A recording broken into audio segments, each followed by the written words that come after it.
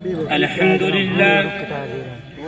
لله حمدا كثيرا مباركا فيه، وأشهد أن لا إله إلا الله وحده لا شريك له، وأشهد أن سيدنا ونبينا محمدا عبده ورسوله صلى الله عليه وسلم وعلى آله وأصحابه وأتباعهم بإحسان وسلم تسليما كثيرا.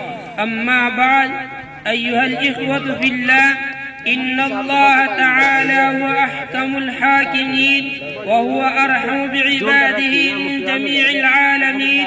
حرم الظلم على نفسه وجعله بين عباده محرما، وتوعد الظالمين بالعقاب الأليم في الدنيا والعذاب الشديد في الآخرة.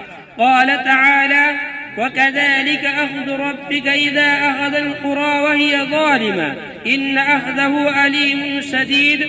وقال في موضع آخر: ولا تحسبن الله غافلا عما يعمل الظالمون إنما يؤخرهم ليوم تشخص فيه الأبصار. وحذر نبينا محمد صلى الله عليه وسلم من الظلم ومغبته وعواقبه.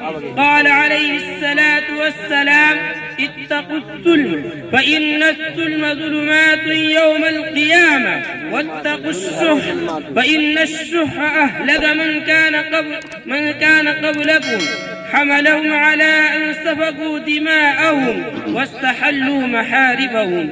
أيها الإخوة المؤمنون، واقتضي بها.